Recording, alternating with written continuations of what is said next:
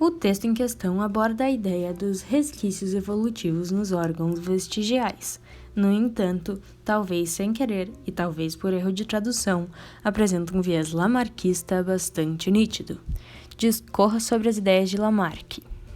Posteriormente, reescreva os pontos que julgar lamarquistas de acordo com as ideias mais aceitas atualmente. Bom, então, Jean-Baptiste Lamarck era um francês e ele criou o que a gente conhece hoje como lamarquismo, também conhecido às vezes de transformismo. Ele escreveu um livro chamado de Philosophie zoologique e nesse livro ele explicava as principais ideias dele.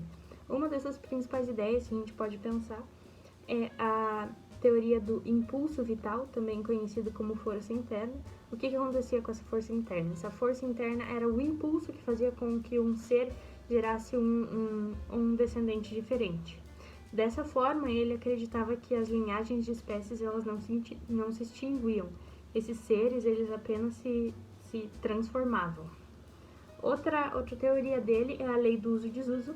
Essa lei do uso e desuso diz que, por exemplo, se um ser ele usasse muito um órgão com muita frequência, esse órgão ele se desenvolveria. Então a gente pode pensar no exemplo clássico da girafa, que esticava muito o pescoço para alcançar as folhas mais altas da árvore, e esse órgão ele passava a se desenvolver.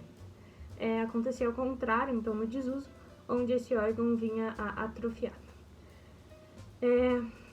Assim, ele também tinha a sua outra teoria, que era a herança dos caracteres adquiridos.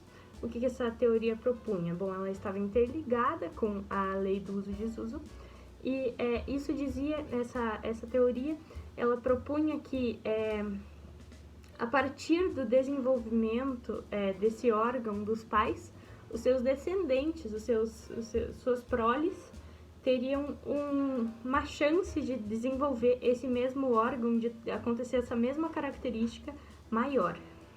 Bom, agora eu vou ler as frases do texto que eu julgo que tinham um viés lamarquista. A frase número 1 é: algumas partes do corpo que cumpriam funções importantes ou até vitais para os seres humanos milhares de anos atrás acabaram perdendo a utilidade ao longo da evolução da nossa espécie. A frase número 2: à medida que nossa dieta se tornou mais variada, o apêndice perdeu sua função. Frase número 3: agora, segundo Amir, nossa dieta é muito mais suave e não precisamos mastigar com tanta intensidade. Nossas mandíbulas também não são tão potentes como eram há milhares de anos. E sobre os sisos. Agora sobre os músculos que arrepiam o pelo, a frase número 4. Os músculos arrectores poli conectados aos folículos capilares ajudavam a arrepiar o pelo para parecermos maiores diante de uma situação de risco ou ameaça. Hoje em dia não necessitamos mais disso. E a última frase: hoje ele não tem grande serventia, mas era útil aos nossos ancestrais para garantir a força necessária para subirem árvores. Bom, então o que a gente pode pensar? Essas frases elas têm sim um viés lamarquista, porque Lamarck propunha que na medida do desuso de uma característica, no desuso de um órgão, esse atrofiaria ou então até desapareceria. E o que a gente pode verificar é que pela civilização, pela urbanização, a evolução natural, a seleção natural, ela não acontece de uma forma tão efetiva, tão estreita quanto ela aconteceria, né, antigamente.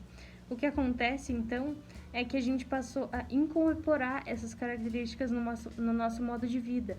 A gente passou a aceitar elas como comuns. Então, a gente pode encontrar várias pessoas que antigamente não teriam essas características vivendo hoje em dia, porque hoje em dia, pelo fato de a gente não necessitar delas mais, não necessitar, elas não serem tão importantes para a nossa sobrevivência, a gente não dá tanta importância para ter ou não ter essa característica. Então, isso não é um fator determinante na hora da reprodução, não é um fator determinante para a gente.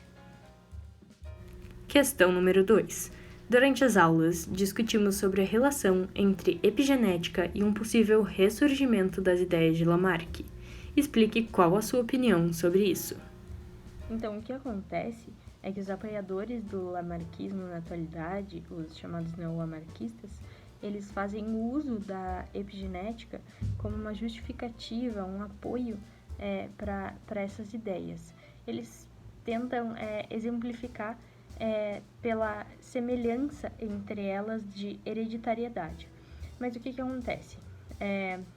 No lamarckismo, ele propunha que, a partir do uso e desuso de um órgão, isso geraria mudanças genéticas, mudanças no DNA.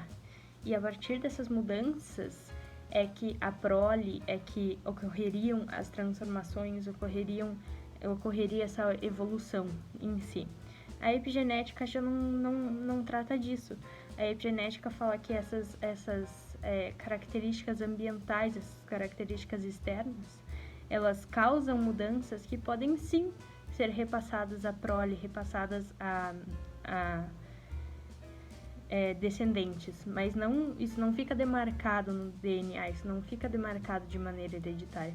Eu acredito que então o que aconteça nesse fator é uma confusão entre os dois conceitos. Acredito que é uma forma deles tentarem embasar cientificamente essa ideia, mas que o que acontece, na verdade, é uma confusão. Pergunta número 3.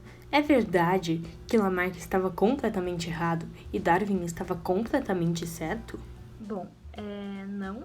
Nenhuma das assertivas estão corretas, nenhuma das duas são verdadeiras. Nem Lamarck estava 100% errado, nem Darwin estava 100% certo. Mas por quê? Bom, vamos ver. Lamarck, ele foi o primeiro a propor essa ideia de teorias evolutivas. Não tinha nada antes dele.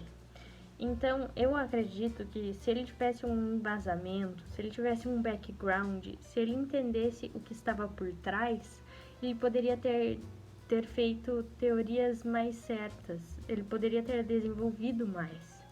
Mas ele não tinha como. E se você pensar de certa forma, a gente pode considerar ele meio que como o pai da evolução, porque ele que iniciou isso tudo. Ele que deu início às teorias da evolução. E também, algumas das teorias dele a gente pode aplicar para algumas coisas, como, por exemplo, a herança dos caracteres adquiridos. E agora Darwin. Darwin estava 100% certo? Não, também. Se a gente pensar na questão da seleção natural. Ela acontece assiduamente, como ele pregava? Ela acontece dessa forma hoje na nossa civilização? Não acontece. Por quê? Porque hoje em dia, essas características elas não são mais decisivas, não são mais tão importantes pra gente, elas passam a ser incorporadas na nossa sociedade. Então, isso limita, isso não faz com que não aconteça a seleção natural. Então, dessa forma, não acontece a seleção natural efetivamente, efetiva na nossa sociedade.